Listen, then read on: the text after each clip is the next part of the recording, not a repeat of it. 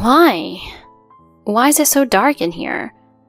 I returned home secretly from a business trip to surprise my daughter for her birthday. I expected my daughter and husband to be celebrating together, but the house is dark and deserted. Listening closely, I hear a sobbing sound. Feeling uneasy, I quickly head to the living room.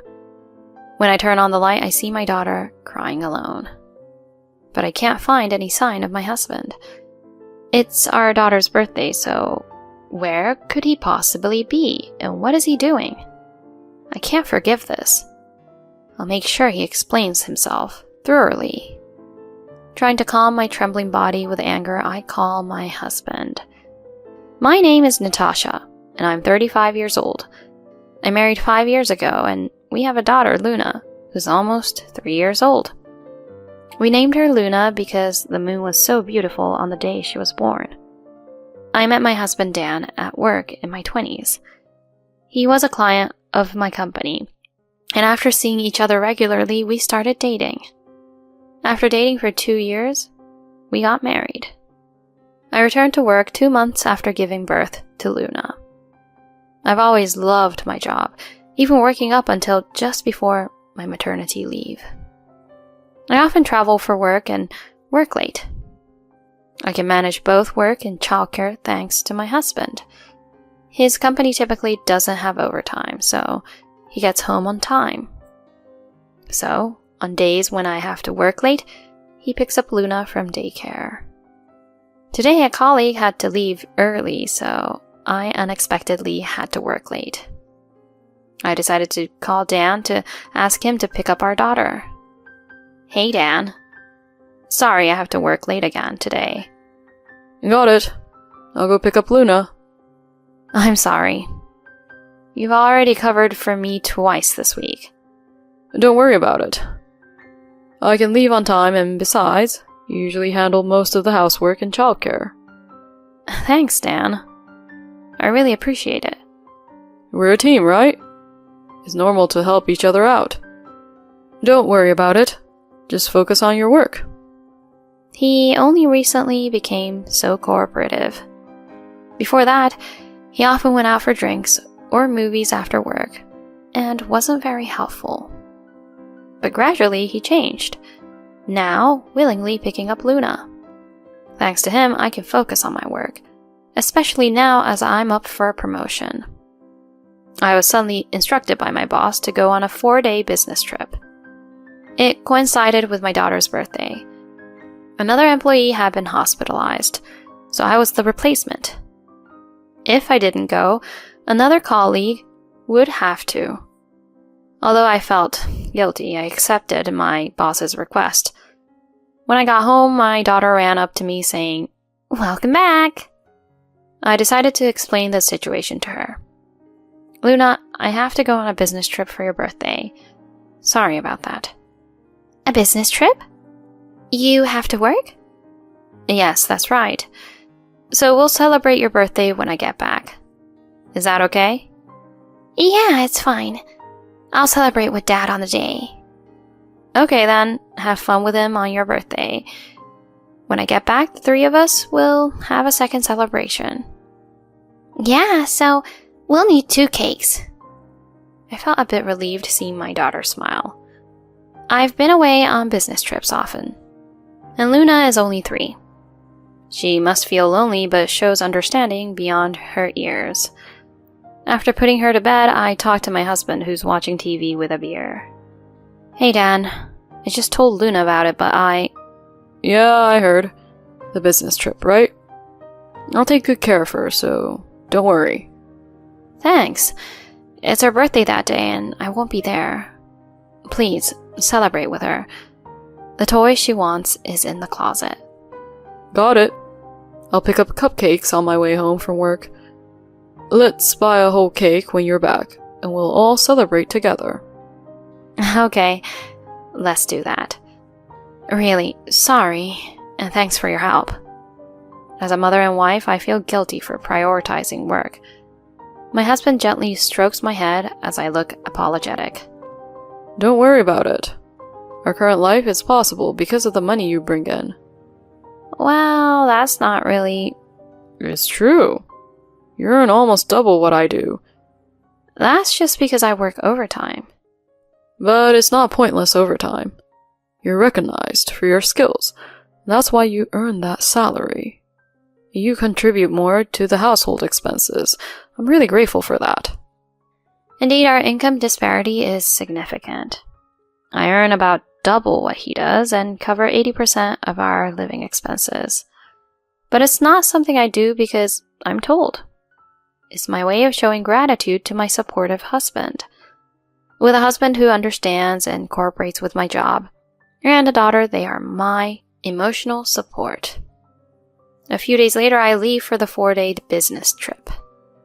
Luna waves goodbye with a tearful smile. The trip was supposed to end tomorrow, but I finished early and can return home a day sooner. Today is Luna's birthday. I decide to come home unannounced for a surprise. I wonder how she will react. Will she be surprised or happy? Thinking it's a special celebration, I decide to buy a fancy whole cake.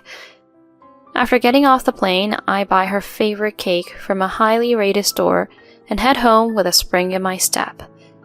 But then I feel something off as I approach our front door. Wait, did our house look this dark from outside? Even with the curtains closed, it shouldn't be this dark. Puzzled, I unlock the door, but find no lights on inside.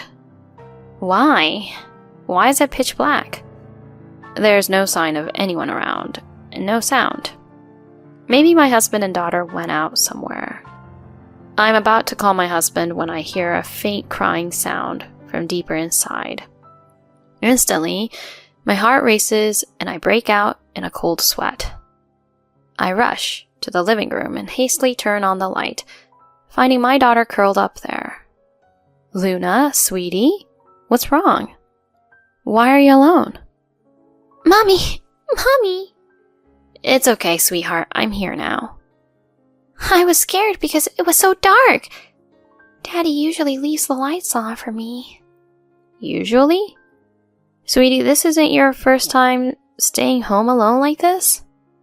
Responding to my question, she slowly shook her head and revealed a shocking truth. When you work late, I always sleep alone.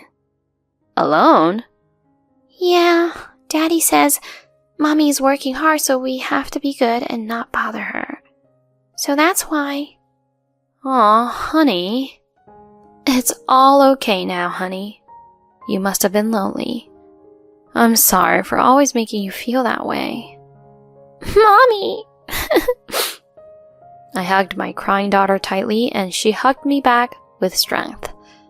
She must have felt quite lonely all this time. Her embrace was stronger than that of an adult. While I felt sorry for her, anger towards my husband began to rise. Where could he be, and what is he doing in such a situation? And what she said concerned me.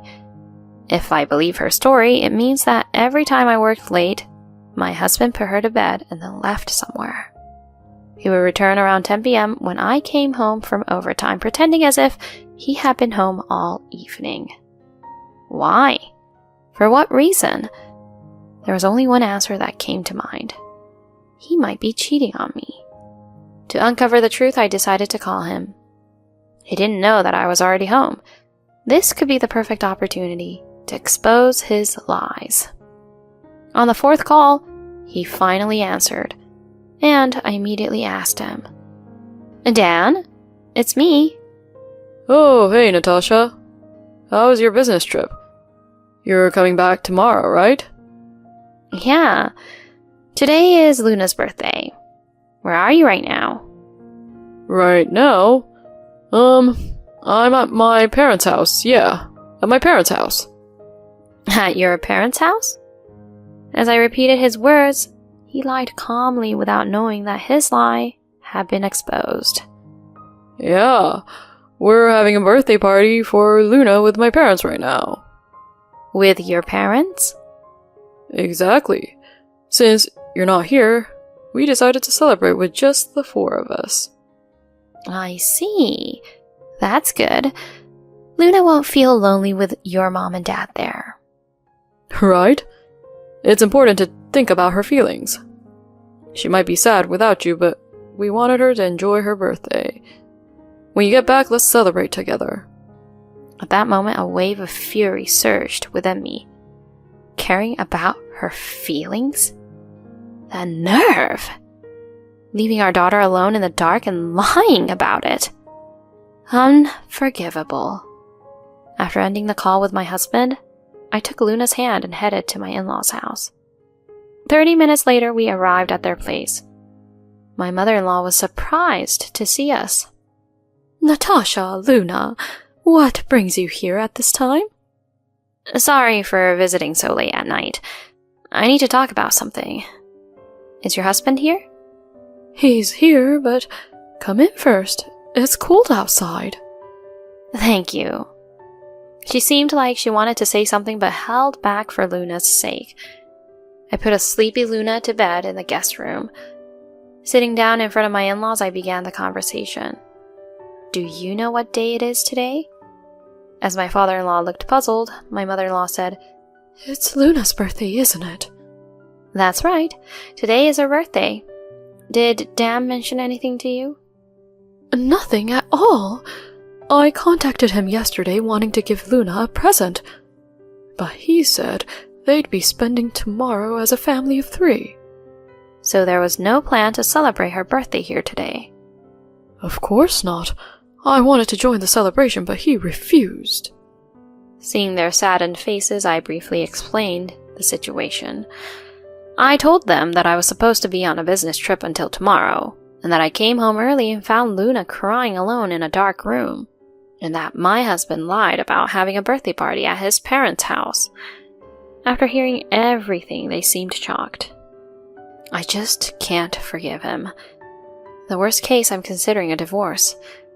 Leaving our daughter alone in a dark room like that.